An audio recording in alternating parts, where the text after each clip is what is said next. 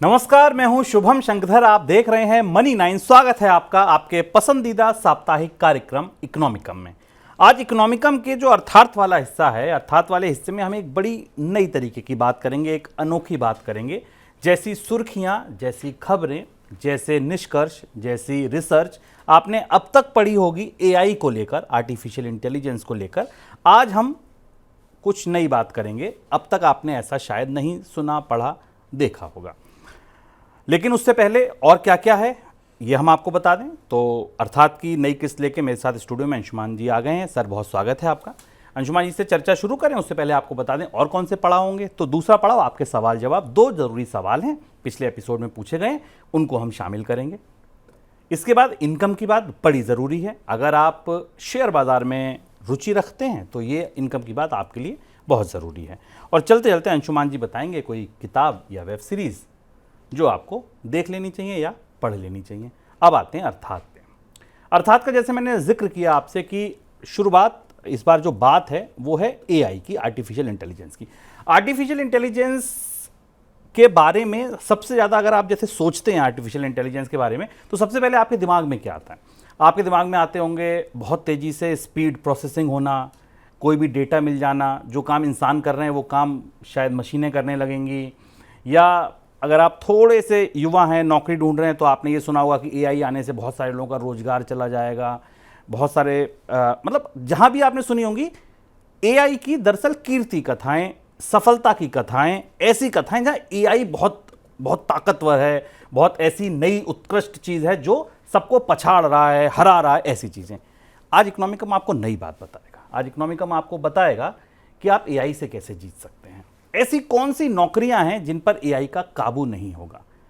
आप अगर उन क्षेत्रों में काम करते हैं, अगर उधर काम करते हैं, तो एआई आपका कुछ नहीं बिगाड़ पाएगा।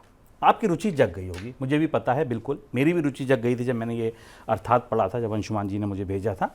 लेकिन शुरुआत इस पूरे अर्थात की, जैसा अंशुमान जी का चिर परिचित अंदाज है, एक कहानी से, किस्से से, किसी संवाद से करते हैं। आज उन्होंने फिल्म मैट्रिक्स का एक दृश्य उठाया है और वहां से अपनी बात शुरू कर रहे हैं। सर, कौन सा दृश्य है और यहां से बात शुरू क्यों?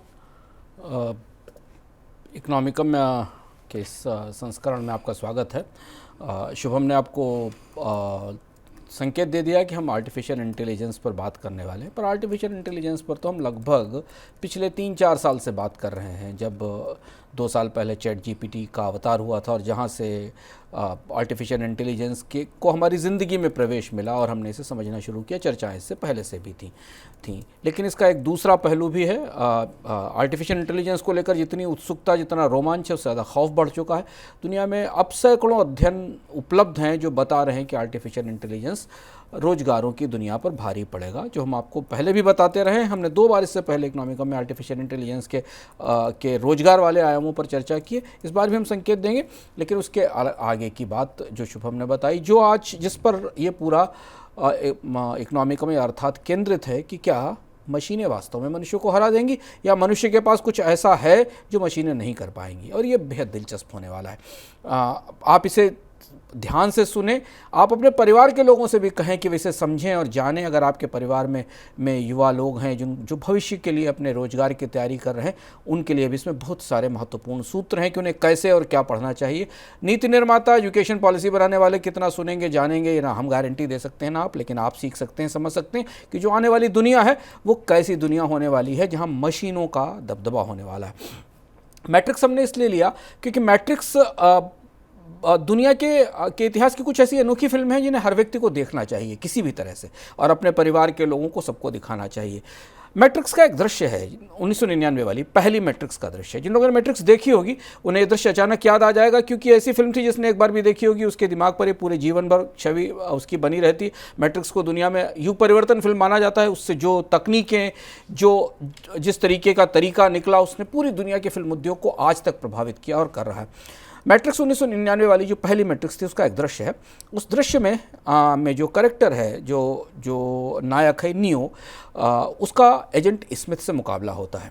एजेंट स्मिथ आप जानते हैं मैट्रिक्स फिल्म का एआई हमलावर है, सबसे खतरनाक फाइटर है, लड़ाका है, एआई से बना हुआ योद्धा है जो लगभग चमत्कार की सभी सीमाओं को पार कर चुका है। वो हवा में गायब हो जाता है, किसी का भी रूप ले लेता है, दीवार के भीतर से घुसकर निकल जाता है, और अद्भुत दृश्य थे उसके।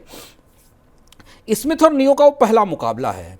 और इसे ध्यान से समझना इसलिए ज़रूरी है कि मैट्रिक्स बहुत पर्तदार और पेचदार फिल्म थी और बेहद दिलचस्प फिल्म थी। और आज से जब एआई की चर्चा शायद वैज्ञानिकों के बीच में होती थी, तब एक फिल्म बनी थी जिसने इस परिस्थिति का अनुमान कर लिया था जो आपके सामने आने वाली है। तो स्मिथ नियो से पूछता है, संवाद है, मैं अंग्रेजी का संवाद बोल रहा हूँ। उसने कहा, do you believe in fate Neo? क्या तुम भाग्य में भरोसा रखते हो नियो? ध्यान दीजिएगा, आर्टिफिशियल इंटेलिजेंस का करेक्टर जो कि आर्टिफिशियल इंटेलिजेंस से बना हुआ योद्धा है, वो नियो से पूछ रहा है कि तुम क्या भाग्य में भरोसा रखते हो? तो नियो का कहना है नहीं। अब आप कहेंगे कि पूरी की पूरी फिल्म में जो आर्टिफिशियल इंटेलिजेंस से लड़ रहा है वो भाग्य में भरोसा नहीं रखता। यानी आर्टिफिशियल इंटेलिजेंस तो ये कहना चाहती कि आप भाग्य में भरोसा मत रखिए। इस संवाद का सीधा मतलब यह था कि मैट्रिक्स जिस सिद्धांत पर चल रही थी वह लगभग डेस्टिनी जैसा सिद्धांत था। ऐसा सिद्धांत है मैट्रिक्स, जिन्होंने देखी होगी उन्हें पता होगा कि मैट्रिक्स में एक ऐसी दुनिया की कल्पना की गई है जिसमें सब कुछ तय है। एक साइकिल है जिस साइकिल पर आप चलते रहते हैं और वो जो तय होता है उसी चक्र में आप जीते रहते हैं। यही बात मैट्रिक्स साबित करती है कि दुनिया में एक बहुत बड़ा सिस्टम है जिसे कुछ लोग चला रहे हैं और हजारों लाखों लोग उसी तरह से जी रहे हैं। ये नियतिवादी अवधारणा है, भाग्य की अवधारणा है। आप चौंकेंगे कि मैट्रिक्स की पूरी कल्पना भाग्य की कल्पना से कैसे मिलती है। और नियो शुरुआत में ही इस बात को नकार देता है फिल्म में, मैट्रिक्स में, कि वह किसी पूर्व निर्धारित व्यवस्था को नहीं मानता। यानी मनुष्य हमेशा उस व्यवस्था से बगावत करने में, उसे बदलने में सक्षम है। अब देखिए ये फिल्म कैसे डेवलप होती है। मैट्रिक्स की 1999 का ये वाक्य है। हो सकता है उसके बाद आपने बहुत सारी चीज़ें फिल्में में देखी हों, आगे देखते चले आए। इसका असली मतलब हमें 2003 की मैट्रिक्स रिलोडेड में जाकर पता चलता है कि भाग्य से मशीनी दुनिया को जोड़ना, नियतिवादी व्यवस्था से मशीनों के आधार पर चलने वाली दुनिया का मतलब क्या है, इसका असली उत्तर हमें मैट्रिक्स 2003 में मिलता है, मैट्रिक्स रिलोडेड में। अब यहाँ नियो इस मैट्रिक्स के बनाने वाली पूरी दुनिया के भगवान यानी आर्किटेक्ट से मिलता है। उस कैरेक्टर का नाम है आर्किटेक्ट, जिसने ये पूरी दुनिया बनाई है, मशीनों की दुनिया बनाई, जिसमें हर व्यक्ति का दिमाग मशीनों के नियंत्रण में है। वो सोते गाते जागते सब कुछ काम कर रहे हैं, टैक्स पे कर रहे हैं, फिल्म देख रहे हैं, जीवन जी रहे हैं, पर वो अपने नियंत्रण में नहीं, उनको कोई चला रहा है। और यहाँ मैट्रिक्स रिलोडेड में नियो और आर्किटेक्ट का संवाद है, अद्भुत संवाद है। आप जाकर दोबारा फिल्म में देखिएगा, बेहद प्रतीकात्मक मशीनी भाषा का संवाद है। ये मशीन और मनुष्य के बीच में जो बुनियादी सोच का फर्क है, उसके संघर्ष का सबसे अद्भुत संवाद है। और अभी तक ऐसे संवाद नहीं लिखे गए। आप सुनेंगे तो आपको एक बार में तो ये संवाद समझ में नहीं आएगा, क्योंकि आर्किटेक्ट मशीनों की भाषा बोल रहा होता है और नियो मनुष्य की भाषा बोलता है। आर्किटेक्ट बिल्कुल क्रिप्टिक लैंग्वेज में, जो कि कूट भाषा है मशीनों की, उस भाषा में बोलता है। और हम चूंकि संवाद क्रिप्टिक है इसलिए हम आपको का समय नहीं लेना चाहते, आप फिल्म में जाकर वो संवाद देख सकते हैं। आर्किटेक्ट बड़ा प्रतीकात्मक शब्द है। मैट्रिक्स बनाने वाला ये व्यक्ति मैट्रिक्स का भगवान है, यानी निर्माता है, आर्किटेक्ट है। और उसके सामने उस आर्किटेक्ट के मैट्रिक्स से बगावत करने वाला एक मनुष्य खड़ा है, जिससे आर्किटेक्ट बोलता है, शुभम, लंबे लंबे संवाद हैं उसके, और नियो के संवाद छोटे हैं। आर्किटेक्ट बहुत लंबे संवाद में बोलता है कि भाई सब कुछ प्रोग्राम्ड है, सबको उस हिसाब से चलना है। ऐसी बात हमें नियति के आधार पर भी बताई जाती है कि सबसे डेस्टिन्ड है, हमको डेस्टिन्ड के हिसाब से चलना है। नियो का एक छोटा सा जवाब है इतने बड़े संवाद में कि मैं नहीं मानता, एक दूसरा रास्ता भी है, मैं तो उस पर जाऊंगा। अब मशीन ये चाहती है कि सब कुछ प्रोग्राम्ड ढंग से चले, और यहाँ ऐसे शब्दों का इस्तेमाल किया गया है कि नियो दरअसल एक वायरस है उनके लिए, जो इस प्रोग्राम सिस्टम को अपोज करता है और उससे बाहर निकलता है। जबकि नियो वहाँ आज़ादी, जोखिम और ऐसे विकल्प चुनता है जिनके लिए मशीनें तैयार नहीं होती हैं। और इसलिए बार बार ये शब्द आपको मैट्रिक्स में स्मिथ या बाकी जो मैट्रिक्स के नायक हैं, जो मैट्रिक्स चला रहे हैं, वो बोलते हुए मिलेंगे कि एनोमली है, यानी मनुष्य, नियो एक किस्म की असंगति है जो मशीन को ख़राब करने के लिए आया, उसे हम ठीक करने की कोशिश कर रहे हैं। अब सुनिए सबसे दिलचस्प किस्सा देखिए, इसके बाद फिर हम अपने मुख्य मुद्दे पर आते हैं। आर्किटेक्ट नियो को 2 ऑप्शन देता है। आपको याद होगा 2 ऑप्शंस नियो को पहली फिल्म में भी मिले थे, जब मॉर्फियस ने लाल गोली और नीली गोली खाने के लिए कहा था कि लाल गोली खाओ और हमारे साथ आकर देखो कि मैट्रिक्स दरअसल है क्या, कैसे लोग गुलाम बने चल रहे हैं, और नीली गोली खाओ और सो जाओ, जैसे सब लोग जी रहे हैं वैसे जियो। यहाँ भी 2 विकल्प देता है आर्किटेक्ट मैट्रिक्स में, कहता है कि, और ये भी कहता है कि मैं तुम्हारा दिमाग जानता हूँ, क्योंकि हम चला रहे हैं तुम्हें, तुम भी इस मैट्रिक्स के हिस्से हो, तो हमें पता है कि तुम क्या चुनोगे। विकल्प देते हुए मशीन यह कहती है कि उसे पता है कि क्या चुनेंगे, और नियो उसका बिल्कुल उल्टा विकल्प चुनता है। उसको लगता है, क्या विकल्प है मैं नहीं बताऊंगा, स्पॉइलर है, आप फिल्म देखेंगे तो पता चल जाएगा। नियो इसका बिल्कुल उल्टा विकल्प चुनता है, और उसके बाद शुरू होती है मशीनों और मानवों की जंग। आर्किटेक्ट लड़खड़ा जाता है, क्योंकि वो उसको लगता है उसने नियो के दिमाग को अपने वश में रखा है, पर नियो कहीं दूसरी जगह से अपनी ताकत लेकर उस पूरे प्रोग्राम को असफल कर देता है। और फिर उसके बाद आगे विकल्प क्या थी वो आप फिल्म में देख सकते हैं। पर यहाँ मैट्रिक्स मशीनों और मनुष्य की लड़ाई का सबसे अद्भुत दृश्य बनाती है, जहाँ हम इस समय खड़े हुए हैं। और हम जब चर्चा कर रहे हैं तो मशीन और मनुष्य की वैसी लड़ाई तो नहीं जैसी फैंटेसी फिल्मों में दिखाई देती है, लेकिन ये संघर्ष वास्तविक जीवन में शुरू हो गया है। यहाँ हमले नहीं हो रहे हैं, सेंटिनल्स नहीं आ रहे हैं, कोई बाहर से मशीनें कब्जा नहीं कर रही हैं, लेकिन रोजगार के बाजार में लगभग एजेंट स्मिथ बनाम नियो वाली या मैट्रिक्स बनाम ओरेकल वाली लड़ाइयाँ शुरू हो गई हैं। अब तलाश उन रोजगारों की है, तलाश उन दक्षताओं की है, उन स्किल सेट्स की है, उन विशेषज्ञताओं की है जो मशीनों से मुकाबला कर सकें, यानी मशीनों को बेकार कर सकें। और जो काम मशीनें कर लेंगी उनके लिए लोगों की ज़रूरत नहीं होगी, और जो काम मशीनें नहीं कर पाएंगी वो कौन सी दक्षताएं हैं, वो कौन से गुण हैं, वो कौन से स्किल हैं, वो कौन सा पाठ है, वो कौन सा कोर्स है, वो कौन सा प्रशिक्षण है जो लिया जाए, वही शायद भविष्य के चमकते काम होंगे। और इसलिए आज का इकोनॉमिकम आपके लिए बेहद ख़ास होने वाला है, ये जानने के लिए कि हमारे आसपास अब दरअसल रोजगारों की दुनिया में होने वाला क्या है। तो चलिए पहले हम आपको ये बताएं कि कौन से रोजगार ऐसे हैं जिन पर एआई का असर नहीं होगा, प्रभावित नहीं होंगे या कम प्रभावित होंगे। उससे पहले एक बार ये कत्लेआम देख लें जो एआई के रास्ते या एआई के सहारे या एआई की चर्चाओं के साथ हमारे आपके बीच आया। सर, रोजगार बाजार को कितना प्रभावित करने वाला है, इसका कोई अगर बड़े बड़े आंकड़े हम बता पाएं तो? कुछ ताजे आंकड़े हमारे पास हैं, क्योंकि हमें पता है कि आर्टिफिशियल इंटेलिजेंस रोजगारों के लिए कहर बन रहा है, हमारी जानकारी में है। लेकिन 2 साल से कई अलग अलग आकलन आ रहे हैं, और हर आकलन और ज़्यादा बेहतर जानकारी के साथ आता है, क्योंकि कंपनियों के सर्वे हो रहे हैं, पता चल रहा है कि कौन से कारोबार जा रहे हैं। सबसे ताज़ा आकलन गोल्डमैन सैक्स का हमारे पास आया, जो अभी का आकलन है, जो काफ़ी सुलझा हुआ है, वर्ल्ड इकोनॉमिक फोरम और बाकी आकलनों की तुलना में काफ़ी करीब से आया है, जिससे हमें समझ पा रहे हैं कि दुनिया में कौन से रोजगार मशीनें खत्म कर देंगी या आर्टिफिशियल इंटेलिजेंस के कारण खत्म कर देंगी। और इसके कुछ निष्कर्ष बड़े सनसनीखेज हैं। इन सनसनीखेज निष्कर्षों को जानना जरूरी है, क्योंकि तब हम वो ये संदर्भ समझ पाएंगे कि मशीनों के परे क्या मनुष्यों के लिए बचता क्या है करने के लिए, ये हम जान पाएंगे। इसके निष्कर्ष ये हैं कि अमेरिका में करीब 2/3 नौकरियां आर्टिफिशियल इंटेलिजेंस खत्म कर देगा। 2/3 से ज़्यादा अमेरिका के जॉब्स अब आर्टिफिशियल इंटेलिजेंस के पास नहीं होंगे। ये अमेरिका का ये चार्ट आपके सामने है। जबकि यूरोप को अगर शामिल कर लिया जाए तो करीब करीब 1/4 नौकरियां पूरी दुनिया में आर्टिफिशियल इंटेलिजेंस का क्या शिकार हो जाएंगी, यानी वो मशीन, वो सॉफ्टवेयर, प्रोग्राम्स जो आ रहे हैं वो यहाँ काम करने लगेंगे। नौकरियाँ कौन सी होंगी? ध्यान रखिए, अगर आपके आसपास कोई काम कर रहा हो तो ध्यान दीजिएगा। कानूनी पेशे, जितना भी लीगल काम है, लीगल डॉक्यूमेंटेशन तैयार करना, वकालतनामे लिखना, कोर्ट के केसेस बनाना, बहस की चीज़ें तैयार करना। ये चार्ट देखिए, लंबा चार्ट है, हम रोकेंगे थोड़ी देर जिससे आप ध्यान से देख सकेंगे कौन कौन सी नौकरियों में कितना खतरा है। जितने बार ऊंचे आपको दिखाई दे रहे हैं उतने ज़्यादा खतरे वाले बार हैं।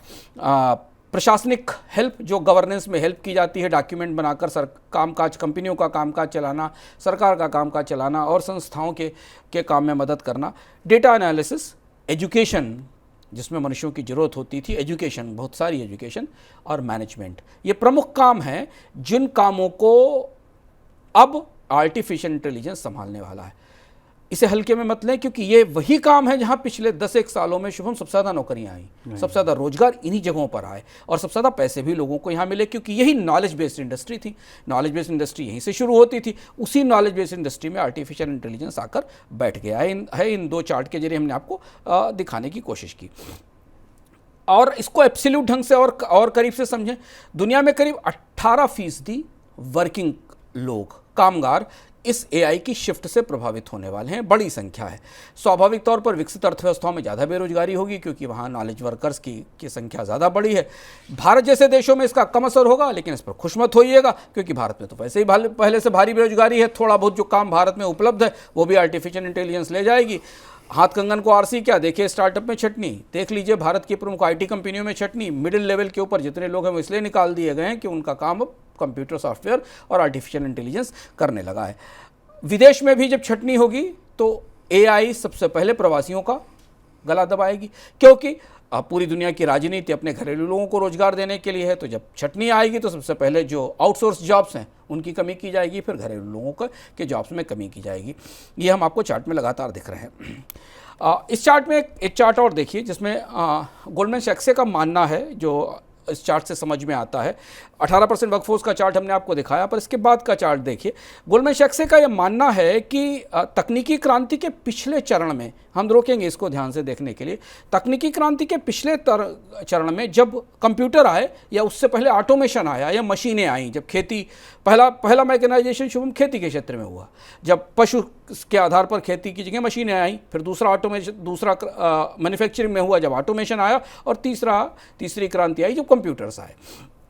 इन चरणों में नई तकनीक से रोजगार तो कम हुए मगर उत्पादकता बढ़ गई, प्रोडक्टिविटी बढ़ गई, और इसलिए डिमांड बढ़ी, रोजगार बढ़े, तो फिर नए काम शुरू हुए और लोगों को काम मिलना शुरू हुए। नई तकनीक नई मांग लेके आई और नए रोजगार लेके आई।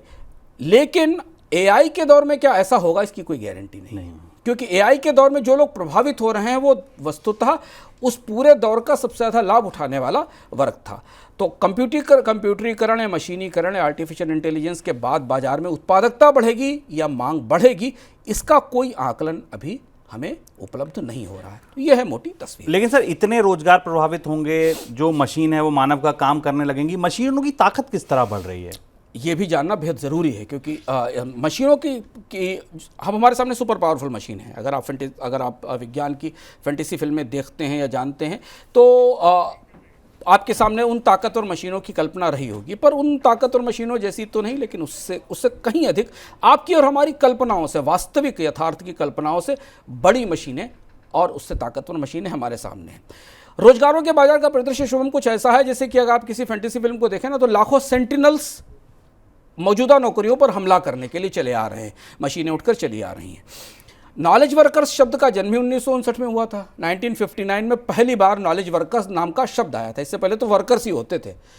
ज्ञान के आधारित पर, नॉलेज के आधार पर काम करने वाले लोग तो 1960 में ही इस शब्द का इस्तेमाल हुआ, और जैसे ही नॉलेज वर्कर्स के लिए बाजार बना, इसके बाद पूरी दुनिया में रोजगारों का बाजार बदल गया पूरी तरह से। शिक्षा बढ़ी, इसके बाद ही ग्रेजुएट्स की सप्लाई पूरी दुनिया में नई ऊंचाई पर पहुंच गई, और यही जो नॉलेज वर्कर्स हैं, इनकी नौकरियों पर, इनके काम पर अब एआई का या मशीनों का हमला होगा। मशीनों की ताकत बेहद अचंभित करने वाली तेजी से बढ़ रही है। आर्टिफिशियल इंटेलिजेंस की ताकत का कुछ आपको नमूने बताते हैं। नवंबर 2022 में चैट जीपीटी आया था, कोविड के बीचों बीच, आपको याद होगा। उस दौरान जब पहली बार चैट जीपीटी आया था, उसके चैट जीपीटी 3 आया, और पहले ही आते ही इसने दुनिया की सबसे कठिन परीक्षाएं पास कर ली। दुनिया में जिस भी देश में जो परीक्षाएं होती थी, चैट जीपीटी ने वो परीक्षाएं दी और उन्हें पास कर लिया। और चैट जीपीटी 4 ने तो उससे भी ज़्यादा बड़ी और उससे भी कठोर परीक्षाएं, जो लोगों को पास करने में, मनुष्यों को पास करने में मुश्किल होती थी, उनको पास कर लिया। ये चार्ट देखिए, चार्ट से आपको दिखाई देगा, शायद ही दुनिया में कोई व्यक्ति होगा जो इस कार्यक्रम को देख रहा है, या बाकी कहीं भी शायद भी दुनिया में कोई एक व्यक्ति होगा जिसने एक साथ इतनी सारी परीक्षाएं सफलतापूर्वक हल की होंगी, जिन परीक्षाओं को चैट जीपीटी की 3 और 4 मशीनें क्लियर कर चुकी हैं। और रोजगार की दुनिया के लिए ये ताकत बेहद खौफनाक है। इस चार्ट में हमने देखा, इस चार्ट को हम दोबारा देखते हैं। इस चार्ट को अगर आप ध्यान से देखें तो ये जो इंटेलिजेंस लेवल की परीक्षाओं का जिक्र है पूरा, इसमें ये दिखाई देता है कि किस स्तर तक मशीनों ने कठिन से कठिन परीक्षाओं को पास करना शुरू कर दिया है। चैट जीपीटी का IQ स्तर 155 पर है। आइंस्टीन का IQ 160 माना जाता है, ऐसी चर्चा है, उससे थोड़ा कम है। लेकिन ये मशीनें आइंस्टीन से कुछ ज़्यादा चमत्कारिक हैं। IQ से थोड़ा हम भ्रम में पड़ते हैं कि आइंस्टीन का IQ 160 ज़्यादा था और चैट जीपीटी की मशीन का या आर्टिफिशियल इंटेलिजेंस का IQ 155 है। क्योंकि आइंस्टीन 160 के IQ के बाद भी मानव होते हुए अपनी स्मृति में एक सीमा से ज़्यादा सूचनाएं सहज कर नहीं रख सकते थे। बिल्कुल। और मशीनों की सबसे बड़ी चुनौती ये है, और ना ही वो उसे इस IQ के बाद भी अपडेट कर सकते थे इतनी तेजी से। मशीनों का IQ आइंस्टीन के बराबर है, और इसके साथ वो हजारों टन सूचनाएं अपने अंदर संरक्षित रख सकती हैं और उन्हें तत्काल अपडेट कर सकती हैं। दुनिया के किसी भी आइंस्टीन के लिए एक दिन में 5000 मेडिकल रिसर्च प्रकाशित करना असंभव है। लेकिन चैट जीपीटी और जीटीपी और आर्टिफिशियल इंटेलिजेंस के जरिए एक दिन में 5000 मेडिकल रिसर्च छापी जा सकती है, जो वैज्ञानिक के लिए, मनुष्य के लिए लगभग असंभव है। और इसलिए ज्ञान को आधुनिक बनाइए, जो नॉलेज ऑफ लाइफ का चार्ट जरूर देखिए, कि इससे आपको समझ में आएगा कि ज्ञान को आधुनिक बनाए रखने की क्षमता लगातार कम हो रही है। हम जितना जान रहे हैं उससे कहीं ज़्यादा प्रोसेस कर रही हैं मशीनें। यानी अगर जानकारी नई नहीं है तो रोजगार नहीं है, और जानकारी के मामले में आर्टिफिशियल इंटेलिजेंस से कौन जूझेगा, क्योंकि आप जितना सोच पा रहे हैं उससे कहीं आगे का ज्ञान वही खुद सृजित कर रहे हैं, वही उन सूचनाओं को बना रहे हैं। अब ध्यान से देखिए, कुछ आंकड़े तथ्य देखिए। एआई का मैट्रिक्स जो है, ये रोजगारों पर जिस तरह से हमला कर रहा है, करीब करीब 2 दर्जन ऐसे काम हैं, मानवीय दक्षताएं हैं। इस चार्ट को हम रुक कर देखेंगे, ध्यान से रोकेंगे। करीब करीब दर्जन से अधिक मानवीय दक्षताएं हैं जिसमें आर्टिफिशियल इंटेलिजेंस मनुष्यों से बहुत आगे निकल गया है। कॉमन सेंस में कंप्लीशन करना, कोड जनरेशन करना, स्कूल स्तर की गणित, स्पीच रिकॉग्निशन, इमेज रिकॉग्निशन, पढ़े हुए को संक्षेपण करना, कंप्रहेंस करना, लैंग्वेज की अंडरस्टैंडिंग, कोड को जनरेट करना, हैंड राइटिंग पहचानना, ये सारे ऐसे काम हैं जो काम पहले मनुष्य करते थे। यहाँ मशीनें अब बेजोड़ हो चुकी हैं। इन कामों में रोजगारों की संभावनाएं शून्य रह गई हैं। मशीनों की जीत का दायरा इतनी तेजी से बढ़ रहा है कि इस समय पूरी दुनिया के निवेशक मल्टी मॉडल एआई में पैसा लगा रहे हैं। ये भी ध्यान देना जरूरी है। मल्टी मॉडल आर्टिफिशियल इंटेलिजेंस क्या होता है? अभी आर्टिफिशियल इंटेलिजेंस का इस्तेमाल किसी एक फंक्शन में किया जा सकता है, टेक्स्ट में या इमेज में, लेकिन अब जो नए सिस्टम्स आ रहे हैं उनमें ऐसे संचालन बनाए जा रहे हैं जिसमें आर्टिफिशियल इंटेलिजेंस एक साथ बहुत सारे फंक्शन संभाल सकेगी और उनका जो इंटरनल डेटा है उसे एसेस कर सकेगी। जैसे ड्राइविंग करते हुए आप इमेजिंग देख सकते हैं, टेक्स्ट भेज सकते हैं, डेटा भेज सकते हैं, और इसके लिए लार्ज लैंग्वेज मॉडल बनाए जा रहे हैं। एम्बॉडीड रोबोटिक एआई बनाया जा रहा है जो मशीन के भीतर बैठा हुआ रोबोट आर्टिफिशियल इंटेलिजेंस में काम करेगा। Explainable artificial intelligence, quantum computing. आप जिस दिशा की तरफ बढ़ रहे हैं, जो ताजे लक्ष्य आंकड़े हमको मिल रहे हैं पढ़ने के लिए शुभम, वो थोड़ा सिहरा देने वाले हैं। माना जा रहा है कि अगले ही कुछ वर्षों में एजीआई आने वाला है। एजीआई शब्द अभी आप थोड़े समय बाद एआई के बाद सुनना शुरू करेंगे। एजीआई आएगा जिसका नाम है आर्टिफिशियल जनरल इंटेलिजेंस, यानी मशीनें अधिकांश, ये ग्रेजुअल ग्रोथ पाथ है दुनिया में एआई का। हम एआई की दुनिया में हैं और एजीआई हमारे सामने खड़ा है। एजीआई का मतलब है 2029 तक एजीआई आ जाएगा जहां मशीनें अधिकांश मानवोचित काम करने लगेंगी। मैक्सिमम काम जो मनुष्य कर सकते हैं वो मशीनों के जरिए कराए जा सकेंगे। और इसके बाद जो अगला चरण आएगा वो एएसआई होगा, जिसका नाम है आर्टिफिशियल सुपर इंटेलिजेंस, यानी हमारी चेतना के स्तर से तक मशीनें काम कर पाएं, इसकी तैयारियां हो रही हैं। ये मंजिल है एआई की यात्रा की, जो चार्ट हमने आपको दिखाया, आपको फिर से दिखाते हैं इस चार्ट को।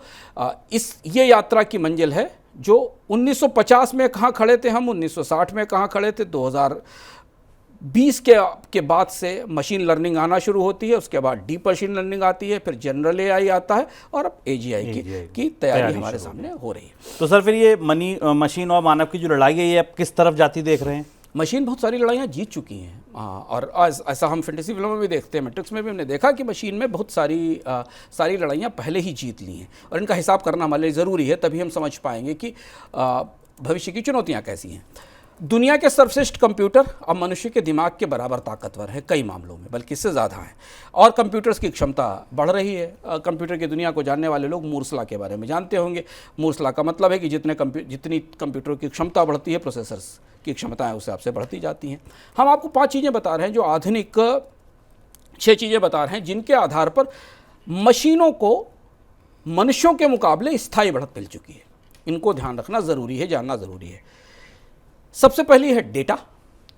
ह्यूज डेटा को संभालना, उसे एसेस करना, उसके पैटर्न एनालाइज करना और उन्हें सामने प्रस्तुत करना। इसमें मशीनें बहुत आगे हैं, और इसीलिए उनके जो लार्ज लैंग्वेज मॉडल हैं, जिनको लार्ज लैंग्वेज मॉडल कहा जाता है, उन्होंने दुनिया पूरी तरह बदल दी है। दूसरी महत्वपूर्ण चीज़, जहाँ मशीनें मनुष्य से बहुत आगे निकल चुकी हैं, वो स्पीड है।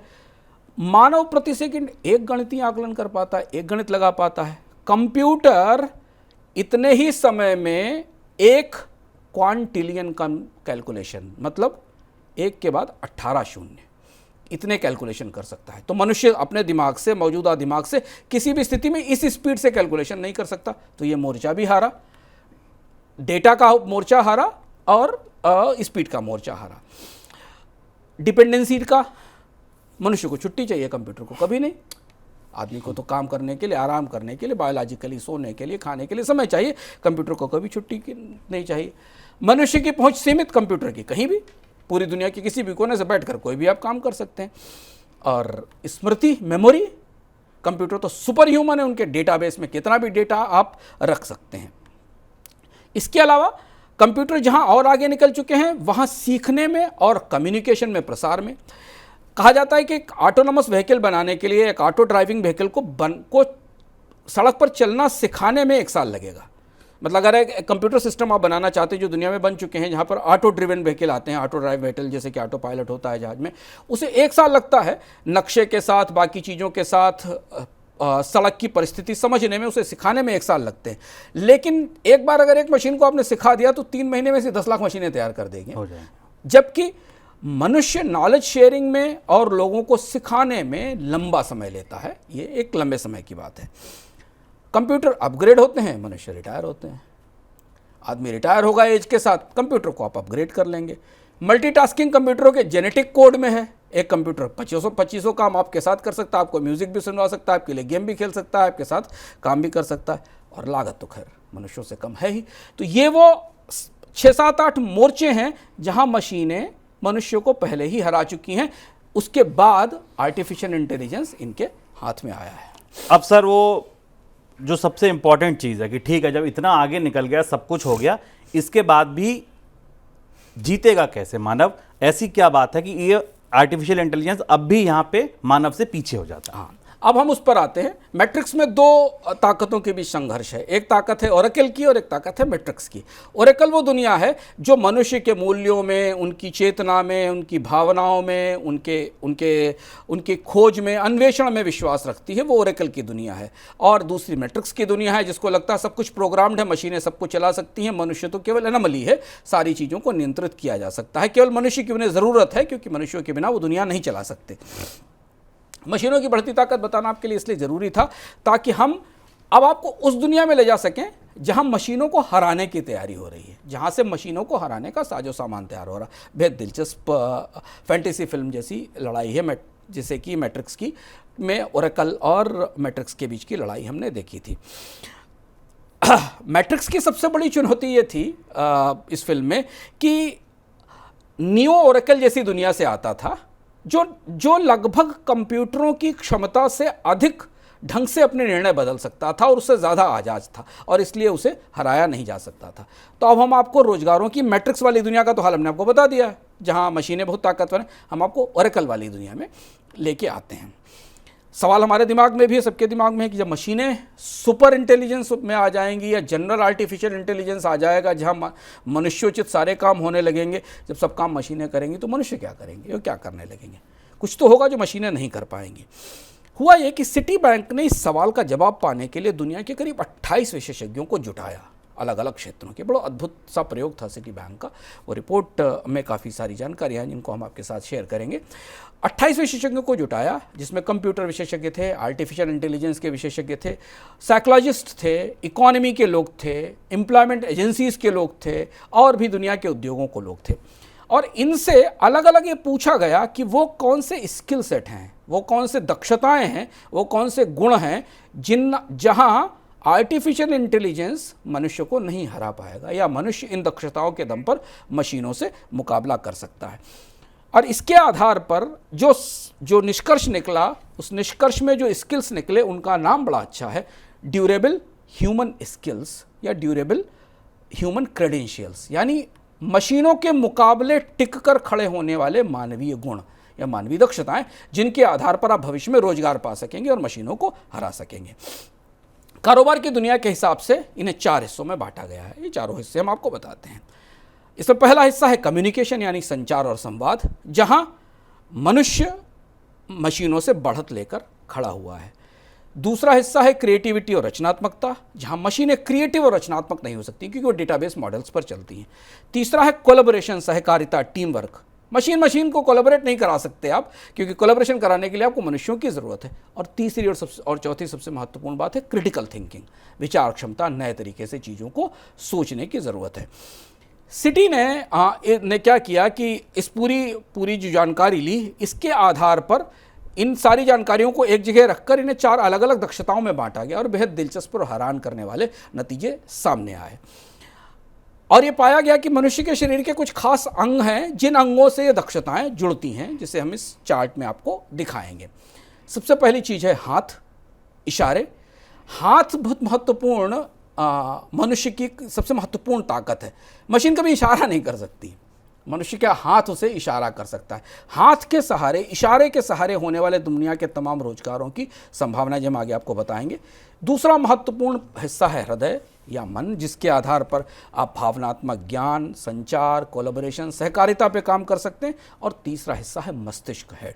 इसमें बहुत सारे ऐसे गुण हैं, रचनात्मकता, समस्या का समाधान, संगठन, जागरूकता, नैतिक मूल्य, पर्सपेक्टिव, बदलाव के साथ समायोजन बगैर किसी प्रोग्रामिंग के। ये सारी चीज़ें जो मशीनें नहीं कर सकती, ये मनुष्य के मस्तिष्क से आती हैं। एक बार हम फिर चार्ट देखते हैं। इन्हीं को ड्यूरेबल ह्यूमन स्किल्स कहा गया, अलग अलग कैटेगरीज में। अब इस चर्चा के आधार पर सिटी में विशेषज्ञों ने यह माना कि ज़्यादातर विशेषज्ञों की राय थी कि संचार, भावनात्मक मेधा, लोगों की भावनात्मक मेधा, साक्षरता, करुणा, कंपैशन, तर्क और क्रिटिकल थिंकिंग, ये ऐसे गुण हैं जहां दुनिया का कोई मैट्रिक्स कुछ नहीं कर सकता, ये सिर्फ और सिर्फ मनुष्य ही कर सकता। और उसका ये चार्ट आपके सामने है, जिसे आप ध्यान से देखिए। ये जो स्किल सेट है, अलग अलग स्किल सेट जी। कम्युनिकेशन का रेशियो 64% है, इमोशनल इंटेलिजेंस का रेशियो 57% है, लिटरेसी 54% है, एम्पैथी, लोगों की मदद करना, सहायता करना 54% है। और धीमे धीमे घटते घटते ये इस लेवल तक आ जाता है जहाँ 4% तक संगठन की स्थिति आती है। ये ढांचा निकाल कर विशेषज्ञों के आधार पर यह पता चला कि ये महत्वपूर्ण गुण हैं, ये महत्वपूर्ण स्किल सेट हैं, ड्यूरेबल ह्यूमन स्किल्स हैं, जो भविष्य की दुनिया में रोजगारों का रास्ता खोलेंगे। अब आपके दिमाग में सवाल होगा कि रोजगार कौन से होंगे। बिल्कुल सर, यही मेरा अगला सवाल था कि ठीक है, ये तो किताबी बात मोटा मोटा समझ में आ गया, लेकिन अब नौकरी ढूंढने निकलें, पढ़ाई करने निकलें, एडमिशन लेने निकलें, तो क्या पढ़ें, क्या लिखें और कौन सी नौकरियां ढूंढें जहां पर सबसे अच्छे उज्जवल भविष्य हो सकते हैं, जहां एआई का आतंक नहीं होगा। यही सबसे महत्वपूर्ण बात है और हम इसके साथ अपने इस चर्चा के अंत में हैं। ये तो दार्शनिक चर्चा, सैद्धांतिक चर्चा है। सिटी ने इस शोध की रोशनी में यह भी समझने की कोशिश की कि अगर आपके पास ये मानवीय गुण हैं या मानवोचित गुण हैं या शिक्षा में इन्हें बढ़ाने की कोशिश की जाए तो रोजगारों की गुंजाइश कहाँ बनती दिखाई देती। कौन से ऐसे उद्योग हैं, कौन से ऐसे पेशे हैं, कौन से ऐसे दफ्तर हैं जहां इन गुणों के आधार पर नौकरियां मिलेंगी। और ये चार्ट आप ध्यान से देखिए, इसे हम रोक कर बताएंगे। इस चार्ट में ध्यान दीजिए आप, रिसर्च, शोध, इन गुणों के आधार पर शोध से आधारित जितने भी कारोबार हैं दुनिया में, जहां रिसर्च का काम है, नई रिसर्च का काम है, वहां रोजगार मिलेंगे। ट्रेनिंग और कोचिंग, ह्यूमन रिसोर्स मैनेजमेंट में को टेक्नोलॉजी के साथ जोड़ने का, शिक्षा, कंसल्टिंग बड़ा काम है, सलाहकार कंपनी नहीं बन, मशीन सलाहकार नहीं बन सकती। इसके अलावा इन्वेस्टमेंट से डिसीजन में मशीनें आपको हमेशा मिसगाइड करेंगी। सरकार सबसे छोटे हिस्से में आती है जहाँ सबसे कम ह्यूमन गुणों की, डीएचएस, जिनको ड्यूरेबल ह्यूमन स्किल्स की ज़रूरत होगी। इसके अलावा मीडिया है, बैंकिंग में सबसे कम अपेक्षा है, हेल्थ केयर में 4-5 गुणों की ज़रूरत है और आर्टिफिशियल इंटेलिजेंस को खुद ठीक करने में कई गुणों की ज़रूरत है। लेकिन अगर आप नीले बार देखें इस चार्ट में तो शुरुआत के पहले 5-6 पैराग्राफ, 5-6 कॉलम जो दिख रहे हैं, research, coaching, HR, tech, education, consultancy, internet, यहाँ अधिकांश मानवीय गुणों की, जिनकी सूची हमने पीछे आपको लगा कर दी है, जिसमें इशारे हैं, जिसमें कोलैबोरेशन है, जिसमें एडेप्टेबिलिटी है, क्रिटिकल थिंकिंग है, इमोशनल इंटेलिजेंस है, डिजिटल लिटरेसी है, क्रिएटिविटी है, रिजिलियंस है, परिस्थितियों के सामने खड़े रहने की क्षमता और उनसे उभरने की क्षमता इनके बीच में। अब आप इन्हें कैटेगरी के हिसाब से देखिए। हाथ से इशारों पर आधारित जो भी कारोबार हैं उनके लिए, हेड के आधार पर 3 महत्वपूर्ण हिस्से हैं, कॉग्निटिव, जहां पर आपका ज्ञान, इसके अलावा परिवर्तन और डिजिटल लिटरेसी, और हार्ट के आधार पर इमोशनल इंटेलिजेंस, कम्युनिकेशन, कोलैबोरेशन और लीडरशिप जैसे गुण हैं। इन गुणों के आधार पर आपको नौकरियां कहाँ मिलेंगी। अब आप समझते हैं कि हाथ, दिल और दिमाग, हाथ, दिल और दिमाग पर आधारित रोजगार कहाँ हैं और जहाँ से आपको सबसे ज़्यादा नौकरियाँ आने वाले समय में मिलेंगी, जहाँ मशीनें उपलब्ध नहीं होंगी। हाथ की सबसे ज़्यादा ज़रूरत है अस्पतालों में, हेल्थ केयर सेक्टर में, होटलों में और सजावट से जुड़े कामों में। ये जितने काम भविष्य में होंगे यहाँ मनुष्य की ज़रूरत होगी ही। इसके अलावा चाइल्ड केयर और इस तरीके के बहुत सारे कारोबार पेशे, यहाँ पर अगर आप ट्रेन होकर जाते हैं तो वहाँ मशीनें आपकी जगह नहीं ले सकती। कोई भी मशीन या कोई भी रोबोट चाइल्ड केयर नहीं कर सकता, कोई भी मशीन या कोई भी रोबोट मरीज की देखभाल नहीं कर सकता, उसके दर्द और उसकी समस्या का समाधान नहीं कर सकता। कार्नेगी मेलन यूनिवर्सिटी के एक प्रोफेसर, रोबोटिक्स के प्रोफेसर हैं हांस मार्बेक, में उनको पढ़ रहा था, उन्होंने कहा कि कंप्यूटर अपने इंटेलिजेंस में से मनुष्यों को हरा देगा, लेकिन मनुष्य जितना मोबाइल है कंप्यूटर उतना मोबाइल कभी नहीं हो सकता, उतना चपल कभी नहीं हो सकता जितना हो सकता। और इसलिए आर्टिफिशियल इंटेलिजेंस डेटा प्रोसेसिंग तक तो रहेगी, लेकिन जब मोबिलिटी के आधार पर लोगों को मदद करने की ज़रूरत होगी तो मशीनें साथ में खड़ी नहीं हो पाएंगी। DHS का ड्यूरेबल ह्यूमन स्किल्स का पहला हिस्सा हुआ हाथ। अब दूसरे हिस्से पर आते हैं, हृदय, दिल या मन, जो भी आप कहें, ये सबसे बड़ा हिस्सा है। इसे AI में बदलना संभव नहीं है। मैट्रिक्स दरअसल आपका आर्किटेक्ट अपने संवाद में नियो के साथ इसी व्यवस्था को, दिल और हृदय की व्यवस्था को एनोमली कहता है। वह कहता है यही सबसे बड़ी असंगति है, सबसे बड़ी बुराई है मनुष्यों में कि यहाँ पर मशीनें उसके मन की धारणा को समझ नहीं पाती, क्योंकि मशीनें कुछ नहीं कर पाती। सिटी की स्टडी ये कहती है कि जहाँ वो सारे उद्योग जहाँ प्रशिक्षण की ज़रूरत है, जहाँ ट्रेनिंग की ज़रूरत है, जहाँ नए लोगों को सिखाना है, अगली पीढ़ी को बताना है, उन्हें अच्छी आदतें डालना है, वहाँ जहाँ मेंटरिंग की ज़रूरत है, किसी को प्रोत्साहन देने, बढ़ाने, सिखाने और उसे आगे ले जाने की ज़रूरत है, जहाँ संगठन और नेटवर्किंग चाहिए, जहाँ आपको बड़ा संगठन चाहिए, जहाँ एक बड़ा नेटवर्क चाहिए, कई अलग अलग क्षमता वाले लोगों से एक साथ किसी बड़े लक्ष्य पर काम कराना हो, उन्हें एक साथ जोड़ना हो, इन सब जगह केवल और केवल मनुष्य रहेंगे, केवल और केवल मानवों की ज़रूरत होगी। मशीनें ये सब कुछ नहीं कर पाएंगी, मशीनें इसके पीछे खड़ी रहेंगी। और तीसरा जो हिस्सा है ड्यूरेबल ह्यूमन स्किल्स का, वो मस्तिष्क है, ब्रेन है, मनुष्य का दिमाग है। और यहाँ कला, रचनात्मकता, थॉट, इनोवेशन, विचार, जागरूकता, अवेयरनेस, चीज़ों को समझने, मशीनें उतनी ही अवेयर हैं जितना डेटा उनके पास है। अवेयरनेस, सीखना और सिखाना, कुछ अपने लिए सीखना और कुछ दूसरे को सिखाना। इसके अलावा हर परिस्थिति में हर सूचना का परिप्रेक्ष्य, उसका कॉन्टेक्स्ट समझना और उसे कॉन्टेक्स्ट से समझकर उसे बताना, उसका संदर्भ क्या है ये उसे बताना। इसके अलावा एंटरप्रेन्योरशिप, नई चीज़ों के बारे में सोचना, यहाँ भी मशीनें मनुष्य के सामने असफल हैं। यहाँ कोई आर्टिफिशियल इंटेलिजेंस, कोई मैट्रिक्स इस ओरेकल को हरा नहीं पाएगी। तो अगर आप AI की दुनिया में रोजगार की तैयारी कर रहे हैं, आपके परिवार में कोई रोजगार की तैयारी कर रहा है, अगर आप पढ़ रहे हैं और पढ़ने के बाद नौकरियों की तैयारी कर रहे हैं, तो जरा ध्यान से अगला हिस्सा सुनिए कि भारत की शिक्षा पद्धति में ये चीज़ें आएंगी कि नहीं आएंगी, शामिल किया जाएगा, क्योंकि सरकार के तो की व्यवस्थाएं तो कुछ दूसरी ही हैं, परीक्षा ही कराना मुश्किल है, शिक्षा की तो बात दूसरी है। लेकिन इस नई दुनिया में, आर्टिफिशियल इंटेलिजेंस की दुनिया में, ह्यूमन स्किल्स की ट्रेनिंग की ज़रूरत है, कंप्यूटर स्किल्स की नहीं, क्योंकि कंप्यूटर स्किल्स तो मशीनें खुद सीख कर आ गई हैं। और इसलिए हम आपको कुछ चार्ट दिखा रहे हैं जो जानना ज़रूरी है। इन चार्ट्स को ध्यान से देखिएगा। इस तरीके के स्किल शेप्स भविष्य में या तो खुद लोगों को सीखने होंगे या स्कूलों में सिखाने होंगे। सबसे पहला जो स्किल सेट है, इसको रोकेंगे चार्ट को, आई शेप्ड, यानी अंग्रेजी की आई के आधार पर। यानी आपको किसी एक क्षेत्र में डीप एक्सपर्टाइज होनी चाहिए, किसी एक विषय में आपकी बहुत गहरी दक्षता होनी चाहिए, तब आप इस आर्टिफिशियल इंटेलिजेंस की दुनिया में टिक पाएंगे। क्योंकि उस गहरी दक्षता के आधार पर ये सारे ह्यूमन स्किल्स जो हमने आपको बताए हैं, वो कंप्यूटरों की मदद से ज़्यादा ज्ञान अर्जित करने में आपकी मदद करेंगे।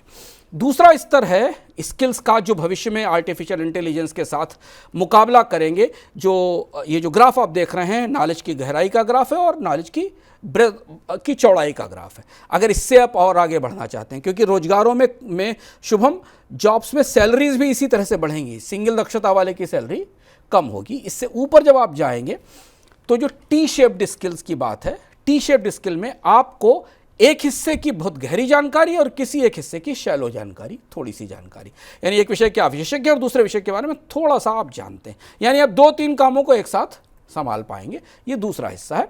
तीसरा हिस्सा है एम शेप्ड स्किल्स, जहां आपको एक हिस्से की गहरी जानकारी, एक हिस्से की थोड़ी सी हल्की जानकारी और ब्रॉड रेंज ऑफ एरिया, उससे जुड़े हुए तमाम क्षेत्रों की जानकारी। जैसे कि आप किसी हॉस्पिटल में काम कर रहे हैं तो आप किसी रोग के विशेषज्ञ हैं, लेकिन उसके साथ आपको उस रोग पर कंप्यूटरों में क्या रिसर्च हो रही है इसकी भी जानकारी होनी चाहिए, और आपको उसके साथ हॉस्पिटल मैनेजमेंट के बारे में भी सूचना या जानकारी होनी चाहिए। तो जब आपके पास इतने स्किल होंगे तो आपकी नॉलेज की जो चौड़ाई है, नॉलेज का जो विस्तार है वो ज़्यादा बड़ा होगा, और उस हिसाब से आपके वेतन निर्धारित होंगे। और सबसे अंत में सबसे बड़ा हिस्सा है कॉम्ब, यानी आप हर एक किसी एक क्षेत्र में आपकी गहरी जानकारी और उसके साथ जितनी भी नई चीज़ें आ रही हैं उन सब में आपकी दक्षता बढ़ती चली जाए। थोड़ा थोड़ा आप सबके बारे में जानते चले जाएं, थोड़ी थोड़ी चीज़ों के बारे में जानते चले जाएं। और यहाँ मुझे याद आता 17वीं 18वीं सदी में दुनिया में जो विशेषज्ञ या जो चिंतक थे वो दरअसल मल्टी फेसेटेड लोग थे। वो इकोनॉमिक्स के बारे में भी, दर्शन के बारे में भी, चिंतन के बारे में भी, हेल्थ के बारे में भी जानते थे। तो अब नए युग में शिक्षा ऐसी होगी होनी चाहिए आदर्श रूप से, जैसा आर्टिफिशियल इंटेलिजेंस के इस विश्लेषण में हमें पता चल रहा है, जिसमें कंप्यूटर और ह्यूमन स्किल्स एक साथ काम करेंगे। भारत को तो अपना परीक्षा ढांचा ही पहले ठीक करने की ज़रूरत है, शिक्षा की तो बाद में बात है। लेकिन फिर भी अगर आपको जानना है कि आप अपनी पढ़ाई कैसे करें तो इस चार्ट को देखिए। ये एक आदर्श एजुकेशन सिस्टम होगा कंप्यूटरों की दुनिया में, और यूरोप के देशों में इसकी तैयारी शुरू हो गई है। सेकेंडरी प्राइमरी एजुकेशन तो हटा दी गई, सेकेंडरी एजुकेशन में आपको ब्रॉड नॉलेज किसी एक क्षेत्र में दी जानी चाहिए, जो कि आपको हर तरह के विशेषज्ञों में ले जाए। इसके ऊपर जब आप जाएंगे तो आपको के ज्ञान में डेप्थ बढ़ाने की कोशिश की जाएगी, और उसे आपको 3-4 क्षेत्रों में सीमित किया जाएगा। और फिर जब आप टर्शरी लेवल पर जाएंगे, यानी पोस्ट ग्रेजुएट लेवल पर जाएंगे, तो आपका स्पेशलाइजेशन या किसी एक विषय पर बड़ी दक्षता आपका काम करेगी। तब फिर आप उस पूरे सर्किल को पूरा कर पाएंगे जिसे हमने आपको पीछे बताया था। तो शिक्षा में बहुआयामी विस्तार की ज़रूरत है, तब जाकर मशीनों के मैट्रिक्स को हराना संभव होगा। क्योंकि पूरी यात्रा में हम मैट्रिक्स फिल्म का बार बार जिक्र करते रहे इस प्रतीक को, तो हम बात अपनी वहीं ख़त्म करेंगे, क्योंकि फिल्म बहुत गहराई से भविष्य को पकड़ती है, जिस भविष्य में हम खड़े हुए हैं। यह फिल्म बताती है कि मशीनों को मनुष्य के गुणों के आधार पर ही हराया जा सकता है। एजेंट स्मिथ और मॉर्फियस का एक संवाद है, बड़ा मशहूर संवाद है इस फिल्म का। जब आप उसे देखेंगे तो आपको समझ में आएगा। एजेंट स्मिथ मॉर्फियस से पूछता, मॉर्फियस जो नियो का गुरु है, जो नियो को निकाल कर लाता है और उसे मैट्रिक्स से लड़ने के लिए तैयार करता है, मॉर्फियस से एजेंट स्मिथ कहता है कि तुमको पता है कि पहले मैट्रिक्स को, बड़ा दिलचस्प संवाद है, बहुत ही दिलचस्प है। एजेंट स्मिथ कहता है कि मॉर्फियस तुमको पता है कि पहले मैट्रिक्स को ऐसी दुनिया के तौर पर बनाया गया था जो बिल्कुल आदर्श मनुष्यों की दुनिया थी, जहाँ किसी को कोई दुख, पीड़ा, कष्ट, तकलीफ नहीं थी, सब कुछ बहुत अच्छा सा चलने वाला था। मगर पूरा प्रोग्राम ध्वस्त हो गया, क्योंकि मनुष्यों को इतने आदर्श रूप से चलाया ही नहीं जा सकता। हम एक ऐसी दुनिया बनाना चाहते थे जिसमें कभी कोई रोग, शोक, दुख, तकलीफ नहीं हो, लेकिन उसमें मनुष्य नहीं रह सकते थे, और वो पूरा प्रोग्राम ध्वस्त हो गया। क्योंकि वो बहुत महत्वपूर्ण बात कहता है कि प्राणियों के तौर पर मानवों की अपनी वास्तविकताएं और से चुनौती की क्षमता हमेशा दर्द और दुख के बीच में से ही उभरती है। जितनी तकलीफ उसके पास होगी, जितनी चुनौती होगी, उसकी क्षमता और उसकी वास्तविकता उभर कर आएगी। और मैट्रिक्स इस मंत्र को समझ नहीं पाया, इसलिए वो पहला प्रोग्राम असफल हुआ। तो आज के लिए इतना ही। मैट्रिक्स आर्टिफिशियल इंटेलिजेंस की दुनिया के आसपास जिस तरीके के रोजगार बन रहे हैं, कुछ और हमारे पास नया होगा तो वहाँ के पास लेकर आते रहेंगे। चलिए, तो आज के अर्थात ने एक आपको नई बात बताई, नई बात सिखाई कि अब अगर आपके सामने, आपके व्हाट्सएप पर कोई ऐसा डरावना मैसेज आए कि एआई नौकरियां खा रहा है, किसी ऐसी चर्चा में आप शिरकत करें जहां ये बताया जाए कि एआई का आतंक बहुत है, तब आप अपनी बात कह सकते हैं कि नहीं, अगर आपके पास हाथ है, दिल है, दिमाग है, तो आप एआई को काबू कर सकते हैं। तो अगर आप आगे पढ़ने जा रहे हैं, आपके आसपास लोग पढ़ने जा रहे हैं, अपने कैरियर बनाने की सोच रहे हैं, इस दुविधा में हैं क्या चुनें क्या नहीं चुनें, तो आप इस इकोनॉमिकम का लिंक उनको भेज दीजिएगा, बाकी वो खुद देख समझ लेंगे। आगे बढ़ते हैं, सवाल जवाबों की बारी है। पहला सवाल सर रवि जी का आया है। रवि जी ये पूछ रहे हैं, आपने पेट्रो डॉलर पर किया था पिछला, तो ये कह रहे हैं कि पेट्रो डॉलर खत्म होने की वजह से क्या सोने की कीमतें बढ़ेंगी? हमने पिछली बार भी कहा था, पेट्रो डॉलर नाम की कोई करेंसी नहीं थी। ऐसा नहीं था कि कोई करेंसी थी, कोई स्पेशल डॉलर का नोट था जो पेट्रोल के नाम से छपा हुआ था। पेट्रो डॉलर एक एक्सचेंज सिस्टम था, जिस एक्सचेंज सिस्टम में सऊदी अरब जो भी तेल दुनिया के देशों को बेचता था उसका भुगतान वो केवल डॉलर में लेता था। तो ये व्यवस्था खत्म हुई। इसका कोई असर हमने पेट्रो डॉलर की घोषणा के बाद हमने उस इकोनॉमिका में भी बताया था कि उसके बाद के हफ्तों में हमने सोने की कीमतों में, स्टॉक मार्केट की कीमतों में, करेंसी की कीमतों में कोई बहुत बड़ा बदलाव या कोई बहुत बड़ा परिवर्तन नहीं देखा। सोने की डिमांड को, सोने की कीमतों को प्रभावित करने वाली ताकतें अलग से हैं। बैंकों की खरीद है, बाजार में महंगाई है, लोगों की तरफ से सोने में निवेश का नया रुख है। ये सारे कारण हैं जो सोने की मांग को प्रभावित कर रहे हैं। पेट्रो डॉलर एक एक्सचेंज सिस्टम है और ऐसा भी नहीं है कि सऊदी अरब ने कहा है कि वो कल से डॉलर लेना बंद कर देगा। उसने केवल वैकल्पिक तौर पर 3 मुद्राएं और नए सिस्टम में जोड़ दी हैं। तो इसका बाकी किसी एसेट क्लास पर कोई बड़ा फर्क नहीं पड़ा है। हार्दिक का सवाल है, क्या दुनिया के केंद्रीय बैंकों के बीच फॉरेक्स रिजर्व में कौन सी मुद्रा रखी जाए, इसको लेकर असमंजस गहरा सकता है? अब थोड़ा सा गहराएगा असमंजस। उसकी वजह यह है क्योंकि ये दिलचस्प होगा देखना, क्योंकि डॉलर दुनिया के विदेशी मुद्रा भंडारों में आमतौर पर 4 मुद्राएं हमें मिलती हैं, जिसमें 3 मान लें, युआन तो बाद में आया है।